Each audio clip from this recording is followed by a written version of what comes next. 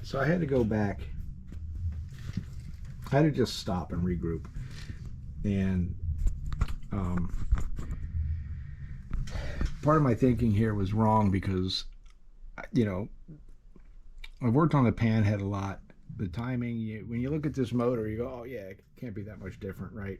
Of course, you go to look at the book, and then that's super confusing because it has all these different settings based upon different flywheels, if you have a late flywheel or the early flywheel. So I said, let me just do a sanity check here because, you know, I watch these videos online. I see what people say. Obviously, I can't find anything in the book because this is an 83 FLT motor. It did not come with the points ignition, so you're not going to have any sort of instructions for a point. So on the pan head, you have essentially a top dead center mark, and you know that's, well, and you have an advance mark. This bike is a little different. So what I did was I rotated the motor around. I found the top dead center of the front, and then I marked that where it fell on the cam. The top dead center on the front of this motor with this flywheel is on the line. That's it right there. Everybody's going to tell you, no, that's the advance mark. On some bikes it is. On this bike it's not. That's the front top dead center. Now, you know what this is? That's the rear top dead center. Okay. And then we have this other mark here, 4, which is a double, little double here. That's actually your advanced marking for the front and the rear cylinder. So in order to time this properly, what I had to do was first locate all of those and just verify the geometry, because it is very confusing, especially if you're not a mechanic like me and this is the only shovel head you've ever worked on. And I'm sure people out there, they work on shovel heads and they have ways that they do things that work for their shovel head. And over 40 years or so that this bike has been in production, I don't know what work's been done to it. I know that when I did a run out on the crank pin, on the pinion gear, I mean, it was perfect. So whether somebody previously did work or not, I don't know. But if they did, you know, good for them. In any case, so what I did is I marked here where on this lobe we're going to find these settings, right? So this mark here, that's where our top dead center is. This mark at the top is the rear top dead center, and this is where the timing advance is. It doesn't seem to make sense, but I verified it all. Okay, when I put that mark right there, my front here was perfect, top dead center. When I put that hole in the back, we were perfect top dead center here. So what I need to do right now, that's how I have it set up. And go over and take a look at that. Okay, see where the hole is? We're on the rear top dead center. And you can tell because if I put this in here, you know, that's it. That's as far as it goes right there. Okay, now your front cylinder, that's going to go out a little bit further, but I did check that you can't really use calipers to measure these depths, because the heads are not exact, so you're going to end up getting different measurements, so you can't actually use that. Back to the other side. Okay, here's the problem I'm seeing. This is my intake valve in the rear. That spins nice. That's fine. This one here, it's not spinning at all. That needs to be able to spin, but with a teeny bit of drag. So I need to readjust this. Like I did the front. What I had in the front was, when I'm at top dead center, my intake would spin nice and freely. This would spin also freely with just a slight bit of drag. That's what you need. And so I have to do that here. And once these valves are perfectly set, then I can move forward with the actual static timing. So now I know the geometry. I know where my top dead center for the front is. I know where my top dead center for the rear is. I know where that corresponds on the cam, although that's just, it's a loose measurement. I'm not going to rely on it. And I also know how my valves are supposed to feel when it's on top dead center. Okay, so I just have to replicate what I did. And what I did in the front was, like I said, I rotated the engine to top dead center for the front. I checked my valves here that were on a compression stroke. My valves were closed, so they should have been spinning. This spun freely. This had a little bit too much drag on it, so I scooched it. I mean, not even a flat. I mean, it was such a small change in setting that I don't even know if it's perceptible, but I moved it just a teeny bit just to get a little bit less drag, and so that's how I'm going to set the rear. This one here spins nice and free. This one's not spinning at all. So what I need to do is rotate this off the cam. Once again, I'm not a mechanic, so I'm learning just like most people out there, and also I'm finding that most people out there don't know either. And so here we go. Let me set up the camera here, but I do need to back this off so that this is no longer solid like that. And I'll bet if I just move the engine a tiny bit that'll loosen up. Okay, as you can see, I have my rear on top dead center. There's the hull. We got free spin here. That's good. We want that. No up and down lash at all. This doesn't move at all. This should be spinning a little bit. So this tells me this rear exhaust valve is too tight. So I'm going to head and back this off just a tad. I don't want to go too far because I don't want to go. So what I'm going to do, I'm going to turn this slightly until I can get this to actually move in my finger. So I'm going to basically screwing this way so this moves further. This gives more room. It gives more room for that push rod to move around in there and turn. So as I'm doing this, I didn't even hardly go a flat. All right, so there we go. Now we're turning.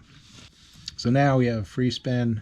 We have free spin, but we have a little bit of movement here. So what I'm going to do here is I'm just going to tighten this up until I can get just a little bit of drag on it. Then I'm going to tighten this nut down.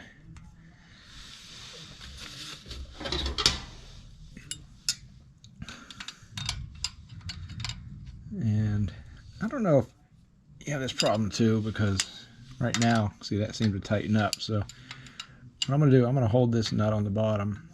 I'm going to loosen this top nut. Even though this lock nut on the bottom is in, it's allowing me enough to just turn this. All right, so we have nice spin with drag. I'm going to call that done. This was practically half of a spin. So we have, it says, let's see, 3 possibilities. Rear exhaust push rod is too tight, okay, or it's not fully unloaded, or there's mechanical issues. So exact diagnostic step we're going to do is back off the rear exhaust push rod deliberately, loosen the rear push rod adjuster, back it off half a turn to a full turn, wait a full seconds, try spinning the push rod, expected results. If it now spins, adjustment was too tight. If it still does not spin, we'll go to valve B. But we are spinning now, so there's no more side to side or up and down, but we can move it. We can spin it, so that's good. We can spin this. I'm just going to make sure that we don't have any of that lash here either. Now I know that my rear valves are fully closed. I'm at top dead center on the rear. So this geometry should be perfect at this point with the valves. So now I got to move on to timing. Here's the thing with the timing, and it makes a lot of sense now, because if this rod, let me grab my book. If this is the top dead center mark, then what we're doing is we're setting, you know, I'm going to come back to this. I need to go through my other instructions. So essentially now I can set up the timing, and typically I would put this here and I would come down and adjust. I would adjust my timer exactly based on that. And this is where people say, well, you have to lock it in advance when you do that. But if it's at top dead center, that means that at idle, it's not going to be advanced at all. It's going to be retarded. And then as you give it throttle, it's going to spin up, those weights are going to expand, and then it's going to advance. Since this is top dead center, if you set it to advance while you're at top dead center, you're already too advanced. Then it's going to advance even more. And I think that's the problem what they're having here. And all this stems from the fact that everybody thinks that this is the advance mark on the shovel head when it's not. In reality, this little mark down here with the 2 dots, I don't know if you can see that. But I did take pictures of these, and I will take them again as I go around and check this, just so you can see on the video exactly what I'm talking about. So let me put this down, and I'm going to go get the valve, or I'm going to go get the timing instructions, which is essentially, it's going to start out with making sure that we have the correct actual, that we're set on the correct gap here at 020 on the highest part of the lobe, which we're not on it. I have to spin the motor a little bit to get on top of that lobe, then I can run through here and make sure that this is perfectly set. Once that's perfectly set, then I can actually twist the whole unit to make sure that it's timing on the right spot, or vice versa. We'll find out. I'll be right back. I made a mistake before. These are actually solid lifters. They're not Sifton solid hydrosolids. I double checked just to make sure. You can see down in here that cuff. These are darker. The Siftons would have a little spring in there and a bunch of other stuff. So what I had to do is go back here. There has to be a tiny bit of perceptible lash in the up-down movement here. And when this thing is at top dead center, which right now I went back and readjusted. So we're at the line here, so the front's on top dead center. If we do a 360, go to the dot, our back is on top dead center, roughly thereabout.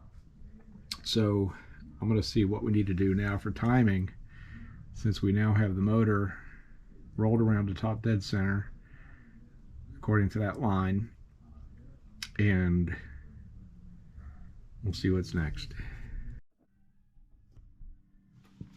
All right, now that I have everything set right, I'm now right on the top part of this lobe. What I'm going to do now is check the points gap and make sure I don't have the ignition on yet. I'm going to get 020. All right, that's what we're looking for. There's obviously some room there. So we're definitely bigger than 020 on the point right there. So what I'm going to have to do, loosen this up. And then I'm going to tighten it, so I'm just going to kind of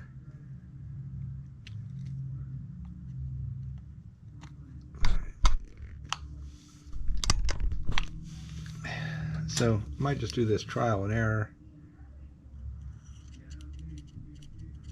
a little closer. I have to remember on the pan head, every time I did this, it would kind of screw it up. So I'm going to move this up.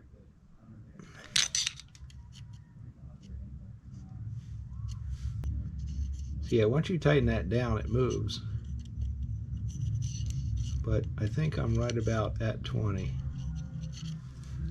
Let me just make sure this is nice and tight. I mean, it's pretty close.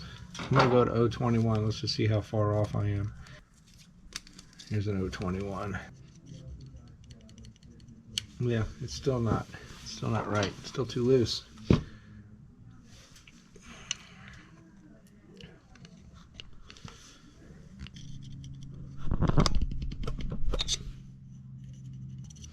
You know, I'm going with that.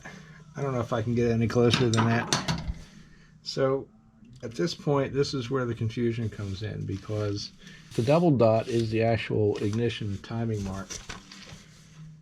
Then I should have to set that in the window, and that's where I'll set my timing.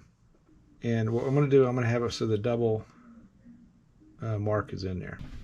Run the double mark. See, there's two little double marks in there. Saying this is where I set my timing, on the double mark.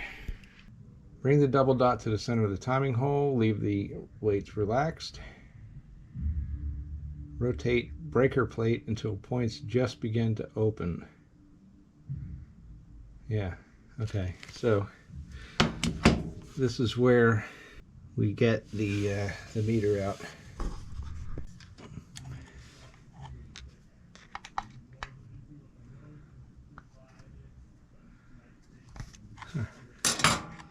Is the timing really that far off?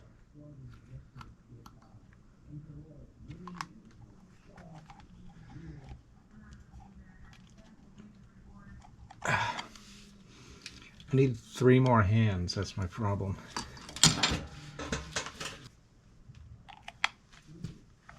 Okay, there's our test light. If we're rotating this whole assembly, then that means I'm really far off from my initial points.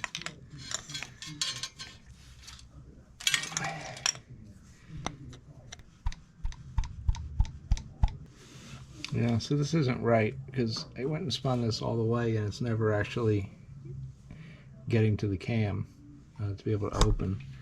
And this is where people would say, oh, you have to lock this in advanced.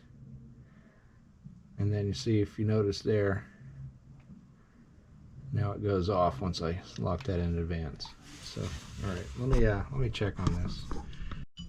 Okay, after all that, I think my issue is that I have the wrong points auto advance.